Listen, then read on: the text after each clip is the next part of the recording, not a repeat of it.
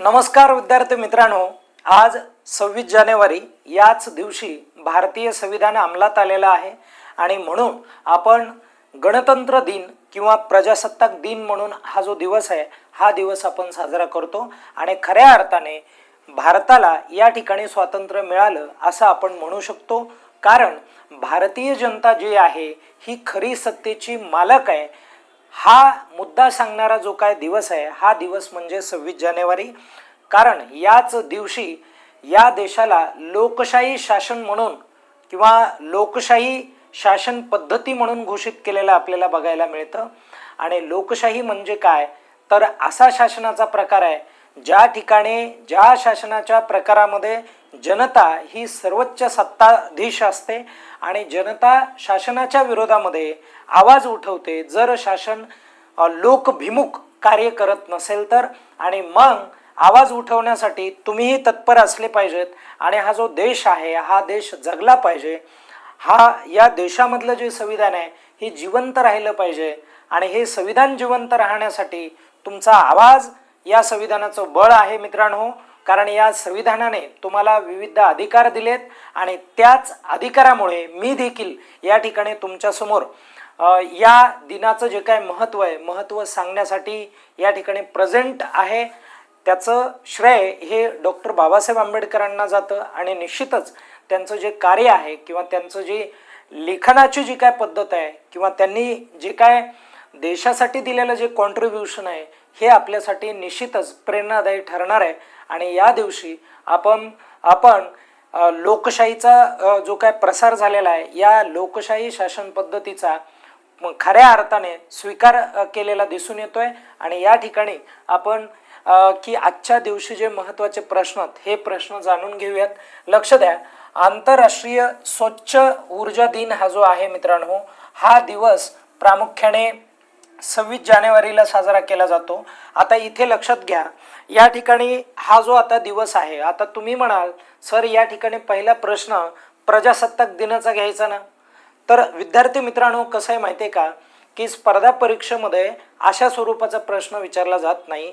प्रजासत्ताक दिन किंवा गणतंत्र दिन म्हणा असं काय विचारलं जात नाही, तर या दिवशी वेगळं काय झालंय हे आपल्याला समजून घेणं महत्त्वाचं आहे। तर आंतरराष्ट्रीय स्वच्छ ऊर्जा दिवस जो आहे हा दिवस युनायटेड नेशनने काय केला होता, घोषित केला होता। बघा, युनायटेड नेशनने काय केला होता, घोषित केला होता। तर युनायटेड नेशनची जी काय जनरल असेंब्ली आहे म्हणजे युनायटेड नेशन जनरल असेंब्ली, या जनरल असेंब्लीने काय केलेला आहे हा जो दिवस आहे हा दिवस काय केलेला दिसून येतोय, घोषित केलेला दिसून येतोय। आणि हे निश्चित आपल्याला या ठिकाणी जाणून घ्यावा लागेल। हे प्रश्न एकदम व्यवस्थितरित्या मी तुम्हाला समजावून सांगणार आहे, कुठेही जाऊ नका, आपले हे लेक्चर बघत राहा। दररोज आपण यूट्यूबला एक लेक्चर अपलोड करत असतो आणि त्या लेक्चरमध्ये तुम्हाला 10 प्रश्न हे दररोजच्या चालू घडामोडीच्या निगडीत बघायला मिळतात।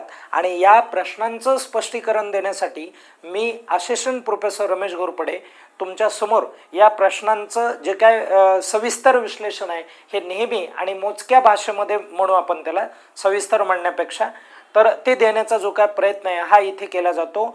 आणि तुमचा वेळ फार काय व्हायला जाणार नाही, 10 ते 15 मिनिटं फक्त आपलं लेक्चर असतं।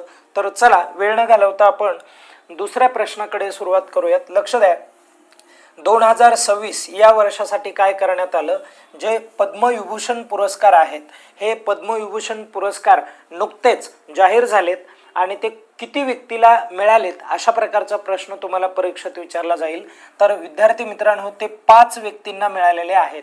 मग आपल्याला हे कळालं पाहिजे की त्या 5 व्यक्ती कोणत्या आहेत, याच्यावरती आपण तसा सविस्तर जो काय लेक्चरचा आढावा आहे तो आपण घेणार आहोत। एक 2 तासानंतर मी ते अपलोड करेल, तेव्हा तुम्ही आवर्जून आपल्या त्या लेक्चरला प्रतिसाद द्या, मी सविस्तर बोलेल, ओके, त्याची हिस्ट्री वगैरे सगळं। तर आता विद्यार्थी मित्रांनो बघा, या ठिकाणी जर आपण पाहिलं इथे जर चेक केलं की महेंद्र सिंग धोनी सॉरी तर धर्मेंद्र सिंग देवल हे जे आहेत म्हणजे धर्मेंद्र हे जे हिरो आहेत यांना काय करण्यात आलेलं आहे तर पद्मविभूषण हा जो पुरस्कार आहे हा पुरस्कार दिलाय आणि हा विद्यार्थी मित्रांनो त्यांना मरणोत्तर पुरस्कार दिलेला आहे आणि महाराष्ट्राचे रहिवासी होते. कुठले रहिवासी होते? महाराष्ट्राचे रहिवासी होते. हे देखील क्लिअर करा. ते पंजाबचे रहिवासी नाही आहेत. तिकडे त्यांचा जन्म झाला होता, परंतु त्यांचं जे काय रहिवासी आहे ते कुठलं आहे? महाराष्ट्राचं आहे. म्हणून हे लक्षात राहू द्या. आणि त्यानंतर परत पुढे बघा, यांना महाराष्ट्राचे आहेत आणि यांना कलेमध्ये हा पुरस्कार मिळाला. कशामध्ये, कोणत्या क्षेत्रामध्ये हा पुरस्कार दिलाय? कला क्षेत्रामध्ये योगदान दिलेलं आहे. लक्षात ठेवा, आपल्याकडे पद्म पुरस्कार दिले जातात. पद्म पुरस्कारामध्ये सर्वोच्च पद्म पुरस्कार कोणता आहे? तर तो पद्मविभूषण आहे. पद्मविभूषण, त्यानंतर पुढे पद्मभूषण आहे आणि शेवटी पद्मश्री आहे. लक्षात राहू द्या. बघा, या ठिकाणी मी परत एकदा समजून सांगतो, भारताचा सर्वोच्च नागरी पुरस्कार असा जर प्रश्न परीक्षेमध्ये आला, कारण ते PYQY बऱ्याच वेळेस विचारलेला आहे, तर त्याचं करेक्ट उत्तर भारतरत्न असलं पाहिजे. लक्षात ठेवा, त्याचं काय उत्तर असलं पाहिजे? भारतरत्न असलं पाहिजे. आणि त्यानंतर परत पुढे हे पण लक्षात घ्या, याचं भारतरत्न हा 1 नंबरचा पुरस्कार आहे किंवा सर्वोच्च पुरस्कार आहे. आणि 2 नंबरचा पुरस्कार कोणता आहे बघा, तर पद्मविभूषण आहे. कोणता आहे? पद्मविभूषण आहे. आणि 3 नंबरचा कोणता आहे? पद्मभूषण आहे. आणि 4 नंबरचा कोणता आहे? तर पद्मश्री आहे. कळालं सर्वांना? तर हे अशा पद्धतीचे हे भारताचे सर्वोच्च पुरस्कार 4 दिसून येतात. आणि त्याच्यामध्ये सर्वोच्च कोणता असं जर विचारलं तर डायरेक्ट तिथे काय लिहायचं आहे आपल्याला? भारत लिहायचं आहे. आणि पद्म पुरस्कारामध्ये सर्वोच्च पुरस्कार म्हटलं तर पद्मविभूषण आहे आणि जे 2026ला 5 लोकांना मिळालेला आहे. ओके, लक्षात राहू द्या. आता बघा, धर्मेंद्रला कशामध्ये मिळाला तो? तर कला या क्षेत्रामध्ये मिळाला. महाराष्ट्राचे रहिवासी असलेले धर्मेंद्र हे आहेत. आणि त्यानंतर परत महाराष्ट्राचे एकमेव व्यक्ती ज्यांना 2026 मध्ये कोणता पुरस्कार मिळालेला आहे? तर पद्मविभूषण मिळालेला आहे. लक्षात राहू द्या, या गोष्टी महत्त्वाच्या आहेत, खूप गरजेचं आहे, कारण याच्यावरती आपल्याला 100% परीक्षेमध्ये काय होणार आहे? प्रश्न येणार आहे बघा. म्हणून ते चांगलं करून ठेवा. ओके, असं याच्यावरती प्रश्न पडेल. आता बघा, पुढे नंतरचं जे काय कॅरेक्टर आहे ते VS अच्युतानंद. आता हे VS अच्युतानंद जे आहेत मित्रांनो, हे VS अच्युतानंद जे आहेत, यांना हे केरळचे, हे कुठले आहेत? केरळचे आहेत. हे लक्षात राहू द्या बघा. ओके, आणि यांना प्रामुख्याने सार्वजनिक जे काय व्यवहार आहेत त्याच्यामध्ये हा जो पुरस्कार आहे, हा पुरस्कार त्यांना मिळालेला आहे. सार्वजनिक व्यवहार म्हणा किंवा सार्वजनिक कार्य म्हणा, ठीक आहे, सार्वजनिक कार्य यामध्ये यांना काय दिलेला आहे? पुरस्कार दिलेला आहे, ज्याला इंग्लिशमध्ये आपण पब्लिक अफेअर्स असं म्हणतो, तर त्याच्यामध्ये दिलेला आहे. आता त्यानंतर KT थॉमस हे जे आहेत, KT थॉमस हे देखील केरळचे आहेत. कुठले रहिवासी हे माहिती पाहिजे. आणि कशामध्ये मिळाला? तर साहित्य व शिक्षण यामध्ये मिळाला. साहित्य व कशामध्ये मिळालेला आहे यांना? शिक्षण या क्षेत्राच्या योगदानासाठी त्यांना हा पुरस्कार दिलेला आहे. लक्षात राहू द्या, हे देखील महत्त्वाचं आहे या ठिकाणी. ओके, क्लिअर करा. आता त्यानंतर बघा, P नारायण हे जे आहेत, या P नारायण यांना हा जो पुरस्कार आहे, हा पुरस्कार मित्रांनो प्रामुख्याने हे केरळचेच आहेत. आणि केरळचे आहेत तर केरळ, बरं का, लक्षात राहू द्या. आता हे पण इथे क्लिअर करा. ओके, इथं काय करा, 1 मिनिट, इथे असं लिहा. तर हे सार्वजनिक कार्यासाठीच यांना पण मिळालेलं आहे. आणि यांना साहित्य व शिक्षण असं आहे, ते साहित्य व शिक्षण यामध्ये मिळालेलं आहे.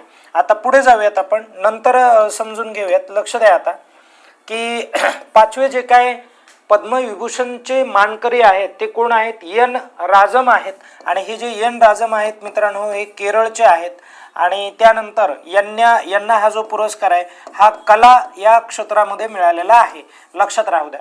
कळालं सर्वांना? आता तुमच्या अधिक माहितीसाठी सांगतो, व्यवस्थित लक्ष द्या की या ठिकाणी हे जे दोघं आहेत, या दोघांना मरणोत्तर पुरस्कार मिळालेला आहे. पद्मविभूषण कसा मिळाला आहे? मरणोत्तर हा पुरस्कार मिळालेला आहे. मरणोत्तर क्लिअर करून घ्या, मरणोत्तर पुरस्कार दिला गेलेला आहे. क्लिअर करा. चला स्क्रीनशॉट घ्या याचा. चला पुढे जाऊयात आपण. समजलं सर्वांना? जाऊयात नंतर पुढे. व्यवस्थित समजून घ्या. 2026 मध्ये पद्मभूषण पुरस्कार जो आहे तो पुरस्कार एकूण 13 जणांना मिळाला, तो पुरस्कार जाहीर झाला आणि 13 जणांना दिला असून त्यापैकी किती महाराष्ट्रातल्या व्यक्ती आहेत ते तुम्हाला विचारलं जाणार आहे परीक्षेमध्ये. तर हे पण लक्षात राहू द्या, हा पण एक चांगला मुद्दा आहे आणि याचं करेक्ट उत्तर काय असलं पाहिजे. तीन व्यक्तींना काय केलेलं आहे तर पद्मभूषण पुरस्कार दिलेला आहे. ते पुढे 3 व्यक्ती कोणते हे मी तुम्हाला समजावून देतो. चला पुढे जाऊयात आपण. बघा 2026चा पद्मभूषण पुरस्कार खालीलपैकी कोणाला जाहीर झाला, तर लक्षात राहू द्या आपलं उत्तर काय असलं पाहिजे, वरीलपैकी सर्व. का तर या ठिकाणी अलका याग्निक यांना पण मिळालेला आहे आणि अलका याग्निक बघा हे तिघही महाराष्ट्राचे रहिवासी आहेत, हे एकदा क्लिअर करा. तिघ पण हे कुठले रहिवासी आहेत, महाराष्ट्राचे रहिवासी आहेत, हे एकदा क्लिअर करा. हे परीक्षेला येणारच 100% हा प्रश्न असेल बघा, लक्षात राहू द्या. ओके, जेव्हा एक्झाम होतील तेव्हा मला आठवा तुम्ही हा पुरस्कार 100% दिलेला असेल यांच्यावरती. आता पुढे जाऊयात आपण. आणि हा पण बरं का पुरस्कार लक्षात राहू द्या या संदर्भामध्ये पण विचारलं जाणार. धर्मेंद्र यांना दिलेलं आहे ना मरणोत्तर, तर ते देखील तुम्हाला विचारलं जाणार परीक्षेमध्ये, 100% विचारलं जाणार. लक्षात राहू द्या, एकदम खात्रीशीर सांगतोय मी तुम्हाला, हे विचारलंच जाणार तुम्हाला परीक्षेमध्ये. जाऊयात पुढे. हा जो आता पुरस्कार आहे मित्रांनो, या संदर्भामध्ये आपण समजून घेऊयात. तर अलका याग्निक यांना जो पुरस्कार आहे तो कोणत्या क्षेत्रासाठी मिळाला, तर कला या क्षेत्रासाठी मिळाला. हे पण लक्षात राहू द्या, हे गरजेचं आहे. आता हे जे पियुष पांडे जे आहेत, हे पियुष पांडे कला याच्यासाठीच मिळाला यांना, पण यांची कोणती कला ती एकदा मी तुम्हाला सांगतो, लक्षात घ्या. यांची कोणती कला आहे तर या गायन करतात. काय करतात, या गायन करतात. गायन या क्षेत्रामध्ये मिळालेलं आहे. तर कलेमध्ये यांचं कोणतं, पियुष पांडे हे जे आहेत हे अतिशय नामवंत, दिवाळीला त्यांचं निधन झालं होतं, तर हे अतिशय नामवंत काय आहेत, जाहिरातकार आहेत. जागतिक ख्यातीचे जाहिरात करणारे हे पियुष पांडे होते. आपकी बार मोदी सरकार जे टायटल आहे, जे स्लोगन आहे, ते यांनीच आणलं होतं बघा, लक्षात राहू द्या. म्हणून जाहिरात करणारे, जाहिरात ही एक कलाच आहे आणि या कलेमध्ये ते निपुण होते, म्हणून त्यांना हा पुरस्कार दिलाय. ओके, आता त्यानंतर उदय कोटक यांना जो पुरस्कार आहे, हा पुरस्कार प्रामुख्याने या ठिकाणी उद्योगामध्ये दिलेला आहे. की आपण काय म्हणू, सार्वजनिक कार्य म्हणलं तरी चालेल, नाहीतर उद्योग म्हणलं तरी चालेल. कळालं सर्वांना, उद्योगामध्ये त्यांना तो पुरस्कार मिळालेला आहे. आता क्लिअर आहे, याचा पण स्क्रीनशॉट राहू द्या तुमच्याकडे, हे पण गरजेचं आहे. समजलं सर्वांना. आता यामध्ये तुम्हाला काय विचारलं जाईल माहिती आहे का, तर या दोघांवरती प्रश्न विचारला जाईल. समजलं सर्वांना, असं होईल. आता आपण पुढे जाऊयात. नंतर बघा 16 वर्षाखालील मुलांसाठी सोशल मीडिया जे आहे, हे सोशल मीडिया बंद करण्यात आलेलं आहे किंवा त्याच्यावरती बंदी घालणारं भारतातील पहिलं राज्य कोणतं आहे, तर भारतातलं पहिलं राज्य मित्रांनो आंध्र प्रदेश आहे. लक्षात राहू द्या. या ठिकाणी त्यांनी असं सांगितलंय की हा जो सोशल मीडिया आहे, या सोशल मीडियाच्या माध्यमातून काय होतं माहिती आहे का, तर जे काय लहान मुलं आहेत या मुलांचा मानसिक आणि प्रामुख्याने जो काय कार्यक्षमता आहे यावरती आघात होतोय आणि ते एका वाईट वळणाला पण जाऊ शकतात. असा जो काय प्रकार आहे हे यांनी कारण देऊन यावरती बंदी आणलेली आपल्याला दिसून येत आहे आणि आणायलाच पाहिजे मित्रांनो. त्यानंतर बघा भारताचा सर्वोच्च शौर्य पुरस्कार जो आहे, हा पुरस्कार म्हणजे ज्याला आपण काय म्हणालोय अशोक चक्र, 2026 मध्ये कुणाला जाहीर झालेला आहे, तर त्याचं करेक्ट उत्तर काय आहे, शुभांशु शुक्ला. ओके, अंतराळवीर. ओके, आणि ज्यांना तुम्ही ग्रुप कॅप्टन या एक म्हणजे पदाने ओळखता, ग्रुप कॅप्टन म्हणून ते काम केलेलं आहे त्यांनी. आपण थोडंसं पुढे जाऊयात, लक्ष द्या. आता बघा जे काय भटके कुत्रे आहेत, भटक्या कुत्र्यांच्या समस्येचे निराकरण करण्यासाठी पहिले म्हणलं की IMP, पहिले कुत्रा अभयारण्य जे आहे ते भारतातल्या कोणत्या राज्यामध्ये एक स्थापित करण्यात आलेलं आहे, तर त्याचं करेक्ट उत्तर काय आहे, पंजाब आहे. ओके, आपण पुढे जाऊयात. नंतरचा प्रश्न बघा, जानेवारी 2026 मध्ये भारत EU शिखर परिषद जी आहे, ही भारत EU शिखर परिषद या ठिकाणी म्हणजे कुठे होणार आहे, तर त्याचं करेक्ट उत्तर काय आहे, नवी दिल्ली या ठिकाणी होणार आहे. आता त्यानंतर पुढे जाऊयात आपण. बघा शुबलगंड वाणिज्य अभयारण्य जे आहे, हे अभयारण्य कोणत्या राज्यात आहे, जे पर्यावरण संवेदनशील क्षेत्र म्हणून घोषित झालेलं आहे. तर हे अभयारण्य राजस्थान या राज्यामध्ये आहे, म्हणून हे पण लक्षात राहू द्या. त्यानंतर एक शेवटचा प्रश्न बघू.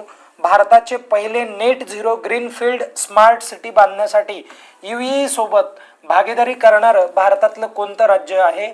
तर भारतातलं तेलंगणा हे राज्य आहे. या ठिकाणी आजचे जे काही प्रश्न आहेत हे प्रश्न इथे पूर्ण होतात किंवा या ठिकाणी संपतात आणि आपण या ठिकाणी थांबूयात.